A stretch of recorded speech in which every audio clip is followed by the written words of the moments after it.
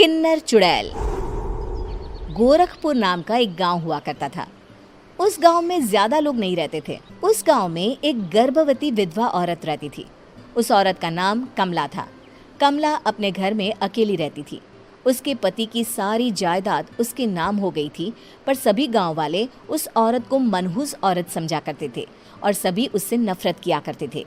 एक बार कमला राशन की दुकान पर खाने का सामान खरीदने जाती है। भैया जी, जरा 1 किलो दाल चावल देना। अरे हाय हाय हाय हाय हाय हाय! अरे मनहूस औरत, मेरी दुकान में अपशुगन करवाने आ गई क्या? हैं? चल जा यहाँ से। मैं कुछ नहीं देने वाला हूँ तुझे। भाग भाग यहाँ से, चल जा, निकल। भैया जी, ऐसा मत कहिए। मैं गर्भवती हूँ, मुझे खाने की बहुत जरूरत है। मुझे खाना दे दीजिए। दुकानदार कमला को वहां से धक्के मारकर भगा देता है। तभी कमला रोते रोते उस गांव के किन्नरों के इलाके में आ जाती है। गांव वाले किन्नरों को उसी इलाके में रखा करते थे, क्योंकि वो लोग किन्नरों को पसंद नहीं करते थे और उनके इलाके में रहने से मना करते थे। तो किन्नरों ने उसी गांव में अपना एक इलाका बना लिया था। जब किन्नर लोग देखते हैं कि एक गर्भवती महिला रोते रोते उनके इलाके में आ गई है, तो सारे किन्नर कमला के पास जाकर उसका हाल पूछने लगते हैं।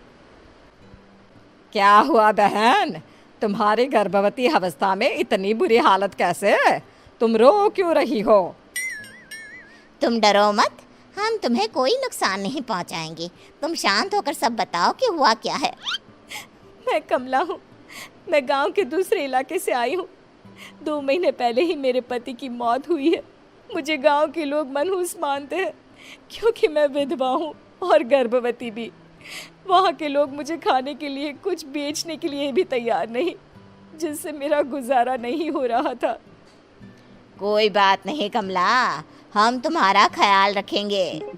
किन्नर लोग कमला को एक खाली घर में रहने के लिए जगह दे देते हैं और उसकी देखभाल भी करते हैं। कुछ ही महीने बाद कमला अपने बच्चे को जन्म देती है, पर अफसोस, कमला बच्चे को जन्म देते ही अपनी जान गंवा देती है। जब सब किन्नर बच्चे को देखते हैं तो बहुत खुश हो जाते हैं, क्योंकि वो बच्चा भी किन्नर ही था।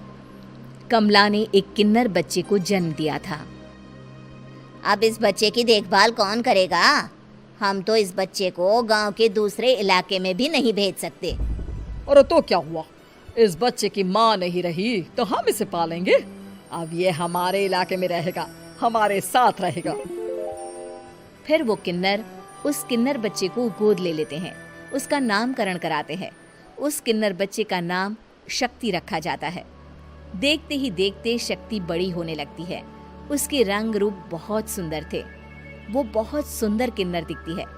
एक दिन शक्ति एक किन्नर से पूछती है, माँ जी सुनिए ना, ये गांव के दूसरे इलाके में भी तो लोग रहते हैं, तो हम वहाँ क्यों नहीं जाते? हम उनसे अलग क्यों रहते हैं? शक्ति, क्योंकि वो लोग हमारे जैसे नहीं, वो लोग हमें पसंद नहीं करते, इसीलिए हम उनसे अलग रहते हैं। क्यों? वो हमें क्यों पसंद नहीं करते? मुझे एक बार उस इलाके में जाना है। मैं एक बार वहाँ जाकर घूम कर आऊँ। शक्ति, खबरदार, जो तू उस इलाके में कभी भी गई तो अपनी जान नहीं गंवाना चाहती तो उस इलाके में कभी कदम भी नहीं रखेगी, समझी? इतना कहकर वो किन्नर वहाँ से चली जाती है। शक्ति उस किन्नर की बात सुनकर बहुत रोती है। माँ जी, ऐसा कैसे कह सकती हैं? उन्होंने इतनी सी बात के लिए मुझे इतना डांटा। अब तो मैं उस इलाके में ज़रूर जाऊंगी। फिर एक दिन शक्ति गांव के दूसरे इलाके में चुपके से जाती है। ये लोग तो हमारे जैसे ही इंसान हैं, तो ये हमसे नफरत क्यों करते हैं? जब शक्ति उस इलाके में पहुंचती है तो गांव के सारे आदमी उसके रूप से मोहित हो जाते हैं। वो लोग ये अंदाज़ा नहीं लगा पाते कि वो किन्नर है। शक्ति की सुंदरता देखकर सारे गांव वाले उसकी तारीफ करने लगते हैं। तभी गांव का चक्कर लगाने गांव के जमींदार का बेटा हर्ष वहां पहुंचता है। हर्ष भी दिखने में बहुत सुंदर होता है। जब हर्ष ने शक्ति को देखा तो वो भी उससे मोहित हो गया, और जब शक्ति की नज़र हर्ष पर पड़ी तो वो हर्ष को देखकर मोहित हो गई। आपको पहले कभी इस गांव में देखा नहीं। इस गांव में आप नए हैं क्या? जी नहीं, वो मैं बस। तभी शक्ति बोलते बोलते रुक जाती है और मन में सोचने लगती है, अगर मैंने इनको बता दिया कि मैं दूसरे इलाके से आई हूँ तो वो समझ जाएंगे कि मैं किन्नर हूँ, इसलिए मुझे इनसे झूठ ही बोलना पड़ेगा।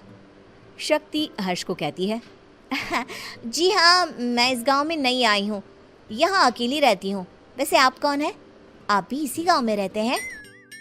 जी हाँ, मैं इस गांव के जमींदार का बेटा हूँ। आपको किसी भी चीज की जरूरत पड़े तो आप मुझे बता देना, मुझे अच्छा लगेगा। ऐसे ही शक्ति और हर्ष एक दूसरे से रोज मिलने लगते। वो दोनों अपने प्यार का इजहार करने एक दूसरे से मिलने जाते हैं। तभी शक्ति का पीछा करते करते एक किन्नर वहां आ जाती है। शक्ति, शक्ति, मैं तुमसे बहुत प्यार करता हूँ। मैं तुमसे शादी करना चाहता हूँ। क्या तुम मुझसे शादी करोगी? हाँ हर्ष, मैं तुमसे शादी करूँगी, पर मैं तुमको अपने बारे में एक सच्चाई बताना चाहती हूँ जो मैंने तुमसे छुपा कर रखी है। तभी उनके बीच में ही वो किन्नर आ जाती है। शक्ति, तेरी हिम्मत कैसे हुई ऐसा करने की? वो किन्नर शक्ति को खींचकर गांव के जमींदार के पास ले जाती है। हर्ष भी वहां शक्ति को बचाने के लिए पहुंच जाता है। जमींदार शक्ति और हर्ष के प्यार के बारे में सुनकर गुस्से में आ जाता है और शक्ति को गांव के बाहर निकालने की सजा देता है। शक्ति ये बात सहन नहीं कर पाती और कुएं में कूदकर अपनी जान दे देती है। जमींदार हर्ष की शादी गांव की एक लड़की से करवा देता है, पर हर्ष इस शादी से खुश नहीं होता। शक्ति अपना बदला लेने के लिए मरने के बाद किन्नर चुड़ैल बन जाती है। अब मैं इन गाँव वालों को नहीं छोड़ूंगी, अब इनसे मैं अपने प्यार का बदला लूंगी।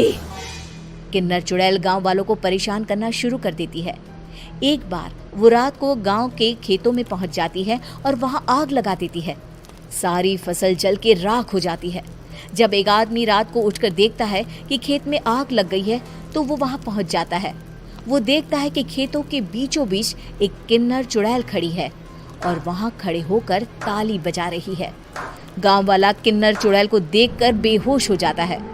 जब सुबह उस आदमी को होश आता है तो वो सीधा जमींदार के पास जाता है। अरे जमींदार साहब, अरे वो किन्नर चुड़ैल ने मेरी सारी फसल जला दी।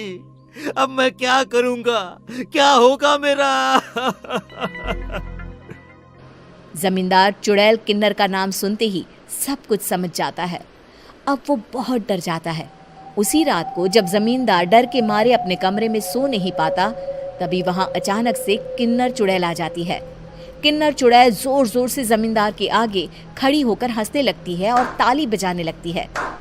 जमींदार उस डरावनी किन्नर चुड़ैल को देखकर बहुत डर जाता है। तूने मेरे साथ बहुत बुरा किया, अब मैं तुझे जान से मार दूंगी। नहीं नहीं नहीं नहीं नहीं, मुझे माफ कर दो, मुझे मत मारो। मैं कभी ऐसा दोबारा नहीं करूंगा। अब तुम जो बोलोगी वही मैं करूंगा। ठीक है, मैं चाहती हूँ कि किन्नर इलाका गांव के इलाके से जुड़े और गांव का कोई भी आदमी किन्नर समाज से द्वेष ना करे, उससे नफरत ना करे, नहीं तो मैं सारे गांव को मार दूंगी। और तुम गांव में एक नया कानून बनाओ कि अगर किसी ने भी किन्नर समाज को हानि पहुंचाने की कोशिश भी करी या इनसे भेदभाव करने की भी कोशिश करी तो उनको कड़ी से कड़ी सजा मिलेगी। हाँ हाँ हाँ हाँ, मैं ऐसा ही करूंगा। तुम जो बोलोगी वो मैं करूंगा, पर मुझे जाने दो प्लीज। तब वो किन्नर चुड़ैल वहां से चली जाती है। गांव का जमींदार किन्नर चुड़ैल का कहा मानते हुए दोनों इलाकों को एक कर देता है और नया कानून भी लागू कर देता है। तब से वहां किन्नर समाज और बाकी गांव वाले शांतिपूर्वक रहने लगते हैं।